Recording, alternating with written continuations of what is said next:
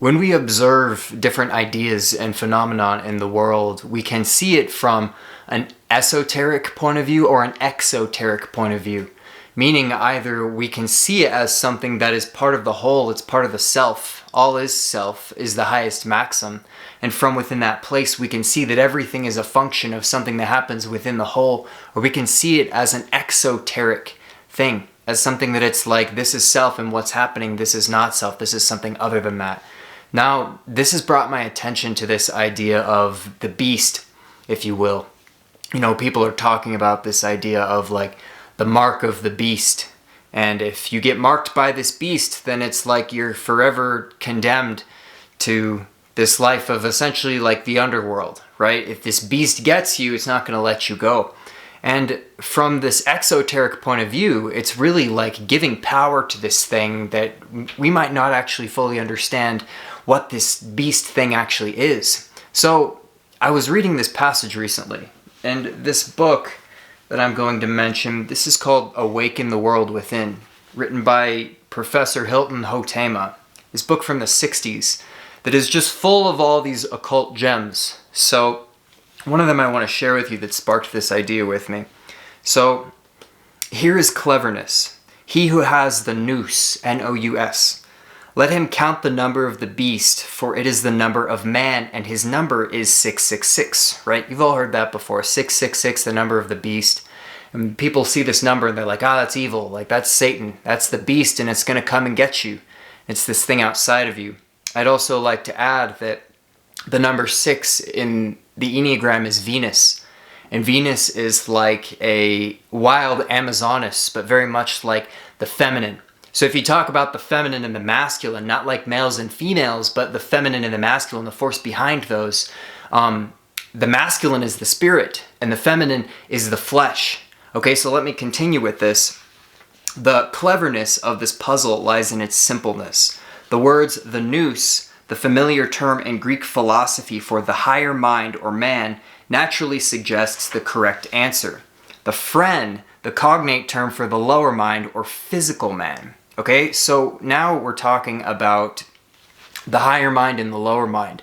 How we're talking about the spirit and then we're talking about the flesh, as in the passions. Where we're talking about literally the body itself, as if the body is the animal, the body is the beast. Okay, so as the numbers are expressed in Greek by letter of alphabet and not by arithmetical figures, the number of a name is simply the sum of its numerical values of the letters composing it.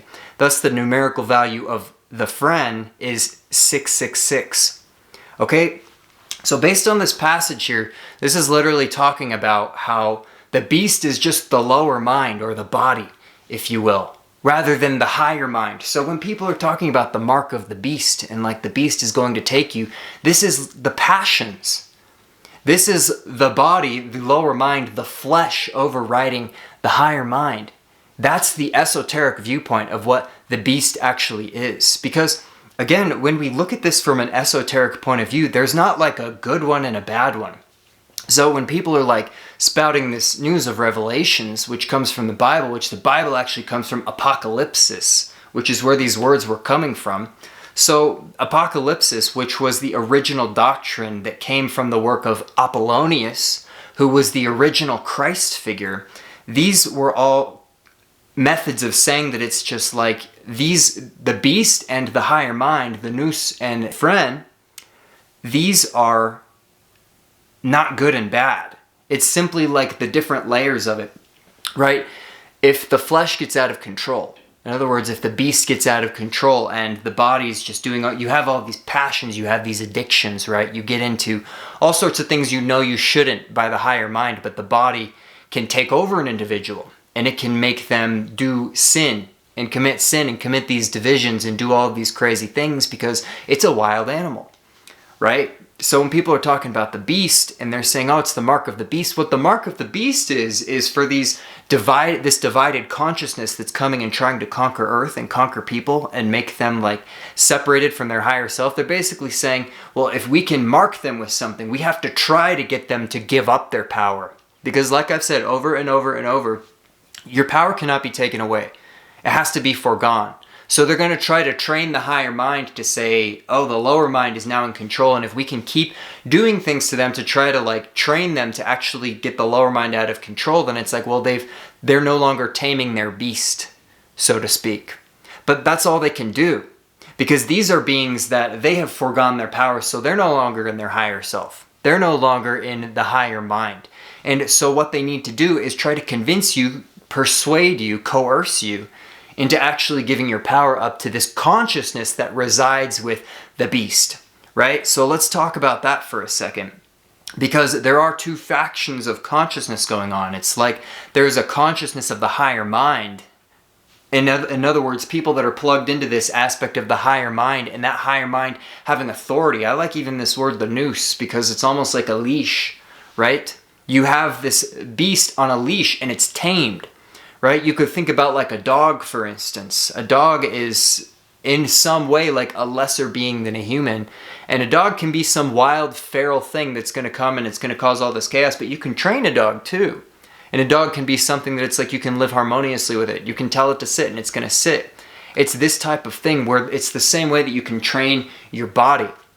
You can train your body to want to eat healthy. You can train your body to go and exercise. You can train yourself to breathe and to meditate and to do all these things instead of the body just pulling the mind along and taking all these things. So that's another form of consciousness, because that's a consciousness that's run by beings that are very hedonistic. They're seeking pleasure. They're going out and they want to do all of that's like these depictions of the underworld, right? Or like the hell, and where it's like they're doing all this adultery and they're having all these orgies and things like that. And it's just this crazy thing going on. That's the passions of the flesh. So when they're talking about this mark of the beast, they're saying like, yeah, well, if we can put this thing on them, then we can lower them, and we can make the lower thing more powerful than the higher thing. But really, the only way to do that is if you give up, if you don't understand the power that the higher aspect of yourself already has to begin with. So with that, my friends, when you see these people out there that are saying, oh, it's the mark of the beast, and if you get the mark of the beast, you're going down forever, the beast is going to have hold of you. You are the beast, and you are the higher mind. All is self. All is self. So when we see it from that point of view, it really is demystified in a way to where it's not a scary thing. It's not this bad thing coming to happen. Like I said, it is a consciousness. It is a collective that is trying to tear you apart. It's trying to see if it can poke holes in your composure. It's trying to see if it can get you to give up that power, because then it becomes stronger. The more people tap into that lower consciousness, right? The lower mind. But if we stay in our higher mind, if you can no longer be seduced by the darkness, so to speak, then really this beast has no power over you. Because just like a dog in the real world, you know, if you got the meat, you can get that dog to sit down. It'll sit, it'll do what you tell it to. It's trainable. It's something like this. So it's not like this monster is coming and it's going to do all this stuff, and then this being's going to come down and then we have to slay the beast, right? Train the beast. Train your dragon, right? Learn how to ride it. Learn how to work with it, because it's not something outside of you. It never was something outside of you, and it's not something to be feared. All right, my friends? So with that, be whole, be well, and if you found this video interesting, informative, fun to watch, anything like that, give me a like, give me a subscribe, and feel free to comment. I'd love to hear from you, and with that, be well, my friends. Take care. We'll talk soon.